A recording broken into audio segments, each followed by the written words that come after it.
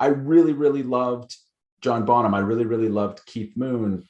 And then you grow up a little bit and you sort of realize, oh, these were people who were actually struggling, and that's why they died young. It wasn't because when I was 20, I would have thought somewhere along the lines of, oh, these were rock stars and they achieved everything that they were put on this earth to achieve.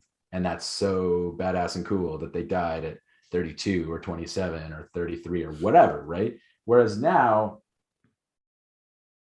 in many ways, I think you can be in your 30s and feel like your life is just starting. And I think that that's a cool place to be. And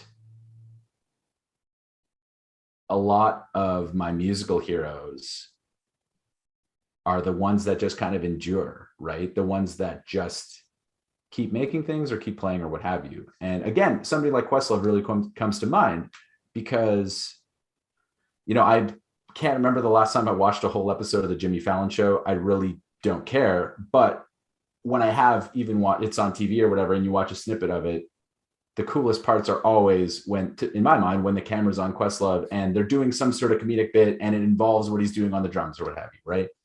And I don't know how old he is now. I'm assuming he's in his 40s, whatever. The Roots have certainly been a band for 2 decades, maybe 3, 90s, maybe 4 even, I don't know, whatever. They've endured, right? And he's had something cool to say literally the whole time. Also, his book is really, well, he's written multiple books, but his one, I think it's called Creative Quest, is super duper worth checking out, because it's not only about working in a creative field, it's about applying creativity to every little thing that you do in your life. You're cooking breakfast in the morning. Okay, what can I do to just kind of make a smiley face with some bacon? Yeah. Whatever, right? Yeah. And it's about, even in the business relationships in your life, how can I apply creativity to that? Even in dealing with your own health, even in dealing with your own mental health, how can I just use that creative power that we as artistic people can harness? How can we kind of just use that to sort of just like, you're kind of just playing with life, rather than thinking of everything in such a clinical way? How can you kind of, as cheesy as it sounds, be an artist in every little thing you do? And I think that's his approach on the drums, and it seems like it's his approach in production. And How I Got Over, the Roots record, is one of my favorite albums. I've got it on vinyl somewhere, and I think that record really typifies his whole just like light but kind of taking it seriously at the same time sort of vibe. Yeah. So I mean, I still also, you're driving and you turn on Shea 106 just to see the classic rock radio station in Ottawa, where we both live, for anyone who might be watching or listening to this and doesn't know that radio station. I don't know why I'm giving Shea 106 a plug, but hey, here we are. And Black Dog comes on, and you're like, yeah, that still is super sick, right? Yeah, I think if Led Zeppelin came out today with any of their albums, like as a new band, it would still be unbelievable, Yeah, I think I would probably say out loud, well, those are some pretty cheesy lyrics, but I think it's just so fun, So my girlfriend and I have been watching the Sex Pistols show. It's called Pistol. And it's not necessarily a great show, but I keep thinking about it all the time because it's just so fun. And that's, another example of a total, like, okay, call them punk if you want, but really it's classic rock, right? And all of that show features like all this Bowie music and obviously the Sex Pistols stuff. And I don't think they had a fun time as a band. There was a lot of like drug abuse and really like clashing personalities, but the music itself, is just so like high energy and fun. And I think whatever age you are, if you're not going to connect with that sort of raw power that music and drumming has to offer, then what are you doing? So in that sense, and I still listen to the Beatles all the time, and there's so many just 2-bar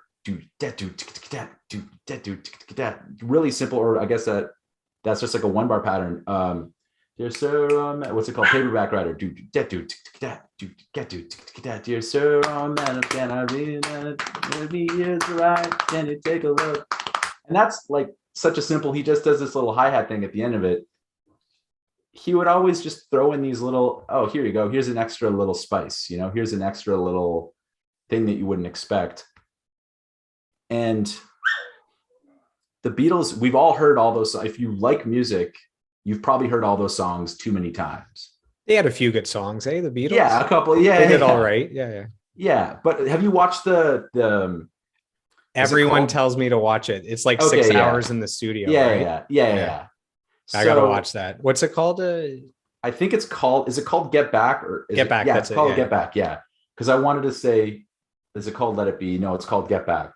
And the coolest part of that whole thing is just the moments where they're just getting to the studio, everyone's, and oh my gosh, they all smoke the whole time. It makes you realize, whoa, in the late 60s, everybody was smoking cigarettes all the time. And quite frankly, like, I'm a non-smoker. Smoking's bad for you, disclaimer. But quite frankly, it looks pretty cool. Yeah. You know, like they look, and you could smoke anywhere, right? Yeah, inside in a plane. Yeah. Whatever. Yeah. So everyone's smoking. And then they get to studio, oh, have a tea, have a coffee, whatever, cigarette. And then a lot of the time to start their sessions or halfway through their sessions to take a break, they kind of just jam. And maybe they'd go into, oh, here's a part from some song from a few years ago. Or there's a scene where Paul McCartney's playing a bunch of stuff on a piano and it ends up being all these songs that are on Ram and on Band on the Run and on a bunch of his solo and Wings stuff, right?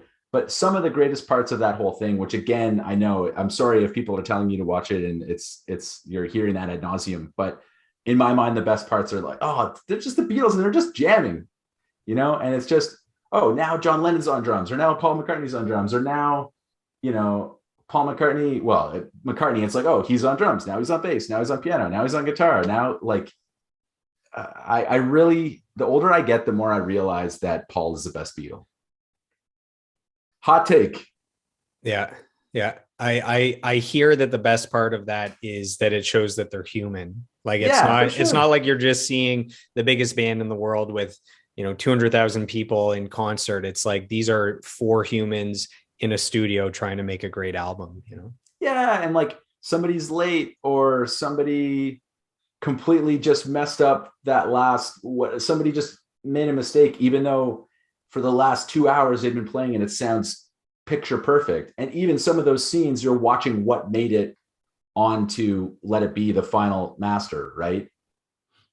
But okay, you hear each of the 4 of them make all sorts of errors here and there while they're playing. And even that alone, is wow. Yeah. Okay, cool. These guys were just human beings. So we're gonna dive into the Hollerado stuff, go through the discography, the career, all that. One final question, wrapping up the growing up questions. You had mentioned that there's these bands with these strong identities. One of them that you mentioned was Rage Against the Machine. They're playing our hometown of Ottawa at Blues Fest in the next month or two.